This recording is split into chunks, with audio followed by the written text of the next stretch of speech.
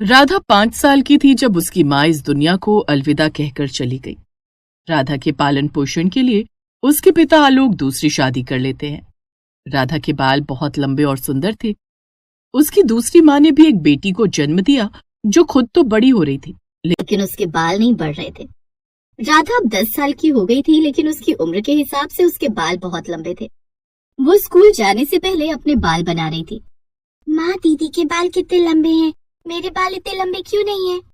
सुधा बेटी, मैं तेरे बाबा से कहकर तेरे लिए महंगा शैम्पू और बालों में लगाने वाला महंगा तेल मंगवा दूंगी, जिसे लगाने के बाद तेरे बाल राधा के बालों से भी ज्यादा लंबे और घने हो जाएंगे। राधा को बाल बनाने में बहुत वक्त लग रहा था। राधा 1 घंटे से बाल बना रही है। तुझे कहा था कि सब्जी काट दे, लेकिन तुझे तो अपने बालों के अलावा और कुछ सोचता ही नहीं है।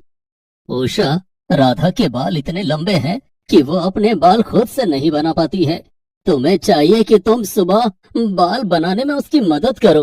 तुम उल्टे उसे काम करने के लिए बोल रही हो। मैं तो ये सोचकर बोल रही हूँ कि घर का कामकाज सीख जाएगी तो शादी के बाद ससुराल में उसे ताने नहीं सुनने को मिलेंगे।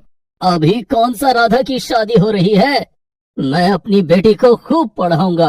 आलोक राधा के बाल बनाने लगता है, जिसके बाद वो राधा को साइकिल पर बिठाकर स्कूल छोड़ आता है। सुनिए जी, आज दफ्तर से लौटते वक्त अपनी सुधा के लिए अच्छा सा तेल और शैम्पू ले आइएगा। पता नहीं उसके बालों को किसकी नजर लग गई है, बढ़ते ही नहीं है। किसकी नजर लगेगी? उसके बाल तो जन्म से ही ऐसे हैं। इसीलिए तो कह रही हूँ, लड़की है, उसके बाल तो लंबे होने चाहिए। ठीक है, मैं सुधा के लिए तेल और शैम्पू ले आऊंगा। उस दिन आलोक शाम को जब घर आता है तो सुधा के लिए महंगा तेल और शैम्पू लेकर आता है। रात में सोने से पहले उषा सुधा के बालों में तेल लगाती है। माँ, मेरे बालों में भी तेल लगा दो ना, मेरे बाल इतने लंबे हैं कि मैं खुद इनमें तेल नहीं लगा पाती हूँ। खुद ही लगा ले। तेरे बालों में मैं तेल लगाने लगी तो घर के दूसरे काम कौन करेगा? तुझसे तो होता नहीं है कि मेरे काम में हाथ जरा बटा दे, उल्टा मुझसे काम करवाने आई है। राधा तेल की शीशी उठाती है तो सुधा जोर जोर से चिल्लाने लगती है, माँ, दीदी ने मेरे तेल की शीशी चुरा ली। उषा राधा को एक लगा देती है। राधा जोर जोर से रोने लगती है। आवाज सुनकर आलोक वहाँ आता है। क्या बात है उषा, तुमने राधा को मारा है क्या? हाँ, मारू नहीं तो और क्या करूँ? बित्ते भर की लड़की चोरी सीख रही है, तेल की शीशी चोरी कर रही थी।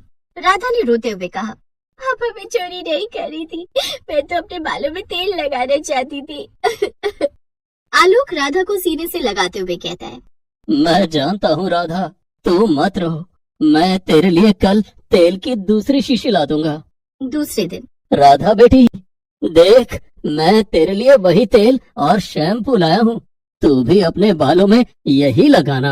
ये बात उषा और सुधा को जरा भी अच्छी नहीं लगती है। उषा राधा की तेल की शीशी और शैम्पू छिपा कर रख देती है। बेचारी राधा को सस्ते तेल और शैम्पू से काम चलाना पड़ता है, लेकिन फिर भी उसके बाल उसकी उम्र के साथ साथ लगातार बढ़ रहे थे। अब दोनों बच्चियां बड़ी हो गई थीं। माँ, दीदी के बाल एड़ियों तक लंबे हैं और मेरे बाल कंधे तक भी नहीं पहुँच रहे हैं। महंगे तेल और शैम्पू लगाने का भी कोई फायदा नहीं हुआ। सुधा बेटी, तू चिंता मत कर, मैं तेरे लिए जड़ी बूटी वाला तेल घर पर ही बना दूंगी, तू उसी तेल को अपने बालों में लगाना। उषा बाजार से जड़ी बूटी खरीद कर लाती है और नारियल तेल में उन्हें उबालकर एक अलग तरह का खास तेल बनाती है। सुधा बेटी, इस तेल को लगाने से तेरे बाल लंबे और घने हो जाएंगे। माँ, मैं आज से अपने बालों में यही तेल लगाऊंगी। सुधा अपने बालों में जड़ी बूटी वाला तेल लगाने लगती है, लेकिन उसके बाल लंबे और घने होना तो दूर झड़ने लगते हैं। माँ, ऐसा लगता है कि मैं गंजी हो जाऊंगी, मेरे बाल तो झड़ते ही जा रहे हैं। तुमने जो खास तेल बनाया था उससे कोई फायदा ही नहीं हो रहा है, उल्टा नुकसान ही हो रहा है। तो चिंता मत कर बेटी, अगर तेरे बाल लंबे नहीं हो रहे हैं तो मैं राधा के सर पर भी बाल नहीं रहने दूंगी। उस दिन उषा एक खतरनाक चाल चलती है। रात में वो राधा के खाने में बेहोशी की दवाई मिला देती है। राधा उस वक्त अपने कमरे में पढ़ाई कर रही थी। उषा वहाँ खाना लेकर जाती है। राधा बेटी, तू कितनी मेहनत करती है, देख आज मैंने तेरे लिए तेरी फेवरेट पनीर की सब्जी बनाई है, ले खाना खा ले। माँ, आप खाना लेकर यहाँ क्यों आई? मुझे बुला लिया होता। मैंने देखा कि तू पढ़ाई में व्यस्त है, इसलिए मैं तेरे लिए खाना यहीं ले आई, ला मैं खिला दूं। उस दिन उषा राधा को अपने हाथों से खाना खिलाती है। खाना खाते ही राधा बेहोश हो जाती है। उषा उसे बिस्तर पर लिटा देती है, जिसके बाद वो घर के दूसरे सदस्यों को खाना परोसती है। उषा, राधा कहाँ है? राधा खाना खाकर सो गई है। इतनी जल्दी? राधा तो रोज मेरे साथ खाना खाती थी। आज उसकी तबीयत ठीक नहीं थी, कह रही थी कि सर में दर्द है, इसीलिए मैंने उसे जल्दी खाना खिलाकर सुला दिया। अच्छा किया। रात में जब आलोक सो जाता है तो उषा और सुधा राधा के कमरे में जाते हैं। उषा उस तरह से राधा के सर के बाल छिल देती है और उसे गंजा कर देती है। जिसके बाद वो राधा के सर पर एक ऐसी दवाई लगा देती है जिसे लगाने के बाद सर पर कभी बाल ही नहीं उगते हैं। अब राधा जिंदगी भर के लिए गंजी हो गई। सुधा बेटी, अब राधा की ओर कोई नहीं देखेगा। अब राधा के बालों की तारीफ करना तो दूर, लोग इसकी शक्ल भी देखना पसंद नहीं करेंगे। कोई इससे शादी नहीं करेगा। दोनों माँ बेटी अपने अपने कमरे में सोने के लिए चली जाती हैं। सुबह होती है।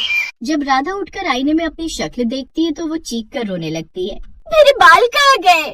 मैं गंजी कैसे हो गई? उस दिन राधा अपने कमरे से बाहर नहीं निकलती है। वो स्कूल भी नहीं जाती और अपनी माँ को याद करती है। माँ, आज अगर तुम जिंदा होती तो मेरे साथ ऐसा नहीं होने देती। सब मेरे लंबे बालों से जलते थे, इसीलिए मेरे बालों को नजर लग गई। सारा दिन रोते रोते राधा सो जाती है। शाम को आलोक जब दफ्तर से घर आता है तो वो राधा को ढूंढता है।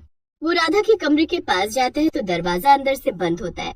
राधा, बेटी दरवाजा खोल। तेरी तबीयत तो ठीक है ना? तू आज स्कूल क्यों नहीं गई? पिताजी, मेरे सर में बहुत दर्द है, मैं सो रही हूँ। ठीक है बेटी, तो आराम कर। इधर उषा और सुधा मन ही मन खुश हो रही थी। देखा माँ, वो कलमुई तब किसी को अपना मुंह भी नहीं दिखा रही है। देखती हूँ कब तक कमरे में बंद रहेगी, कभी न कभी तो बाहर आना ही पड़ेगा। रात हो गई थी, सब लोग सो जाते हैं, लेकिन राधा अब भी रो रही थी और अपनी माँ को याद कर रही थी। तभी उसके कमरे में किसी की आवाज आती है। राधा बेटी। राधा पीछे मुड़कर देखती है तो उसकी माँ कल्याणी की आत्मा खड़ी थी। माँ, मैं तुम आ गई। माँ देखो ना, मेरे बालों को क्या हो गया। राधा बेटी, तुझे तेरी सौतेली माँ ने गंजा किया है। वो दोनों माँ बेटी तेरे लंबे बालों से जलती थी। लेकिन माँ, मैं गंजी होकर कैसे जीऊंगी? मुझे भी अपने साथ ले चलो। नहीं बेटी, अभी तो तुझे जीना है, अपनी जिंदगी संवारनी है। तेरे बाल फिर से पहले जैसे हो जाएंगे। क्या मेरे बाल फिर से पहले जैसे हो सकते हैं? हाँ बेटी, मेरे पास जादुई शक्ति है जिसका इस्तेमाल मैं एक बार ही कर सकती हूँ, और आज उस जादुई शक्ति को इस्तेमाल करने का वक्त आ गया है। कल्याणी राधा के सर पर हाथ फेरती है, जिसके बाद राधा के सर के लंबे बाल वापस आ जाते हैं। माँ, मेरे बाल फिर से वापस आ गए। ये तो चमत्कार हो गया। हाँ, और अब तेरे बालों को कोई नुकसान नहीं पहुँचा पाएगा। अच्छा बेटी, अब मैं चलती हूँ। ऐसा कहकर कल्याणी वहाँ से गायब हो जाती है। राधा की खुशी का ठिकाना नहीं था। दूसरे दिन, देखा माँ, राधा आज भी कमरे से बाहर नहीं निकली। कैसे निकलेगी, गंजी जो हो गई है। लेकिन उसी वक्त राधा के कमरे का दरवाजा खुलता है। उषा और सुधा दोनों दरवाजे की तरफ देखने लगती हैं, जिससे राधा बाहर निकलती है। राधा के सर पर पहले की तरह लंबे और सुंदर बाल थे, जिसे देखकर उषा और सुधा दोनों हैरान हो जाते हैं। ये नहीं हो सकता, ये कैसे हो गया? सुधा रोने लगती है। मैं तुमने तो कहा था कि राधा अब हमेशा के लिए गंजी हो गई है, लेकिन इसके सर पर तो पहले की तरह लंबे बाल है। तू चिंता मत कर सुधा बेटी, मैं इस बार ऐसा उपाय करूंगी कि राधा के सर पर एक बाल नहीं बचेगा। राधा को ना चाहते हुए भी अपने हाथों से अपने बाल काटने पड़ेंगे। उस रात जब राधा सो जाती है तो उषा कुछ चूहे पकड़ कर लाती है और खिड़की के रास्ते राधा के कमरे में छोड़ देती है। राधा अपने लंबे बाल जमीन पर लटका कर सो रही थी। वो चूहे राधा के पास जाते हैं, लेकिन उसके बालों तक नहीं पहुंच पाते हैं, क्योंकि कल्याणी के जादू से राधा के बालों के चारों तरफ एक लक्ष्मण रेखा खिंच गई थी। चूहे राधा के कमरे से बाहर निकलकर उषा और सुधा के कमरे में चले जाते हैं और उन दोनों के बाल कुतर देते हैं। सुबह जब दोनों सोकर उठती हैं, उषा, तुम्हारे बाल चूहों ने कुतर दिए हैं। देखिए ना पिताजी, चूहों ने सुधा के बाल भी कुतर दिए हैं। उषा और सुधा के बाल दिखने में बहुत बुरे लग रहे थे। माँ, मेरे बाल तो पहले से ही खराब थे, अब इन चूहों ने भी कुतर दिया। उषा और सुधा को अपने बाल अपने हाथों से काटने पड़ते। उस दिन के बाद से उषा और सुधा ने कसम खा ली कि वो राधा के बालों को कभी नुकसान नहीं पहुंचाएंगी। चैनल को सब्सक्राइब करो पहले। हाँ, जल्दी करो, मुझे पता है कि आप लोग नहीं करते हो, वीडियो देखते हो लेकिन सब्सक्राइब नहीं करते। ये लाल कलर का बटन नहीं से दबाओ, जल्दी दबाओ, जल्दी दबाओ, फिर मैं शुरू करूँ, दबा दो जल्दी।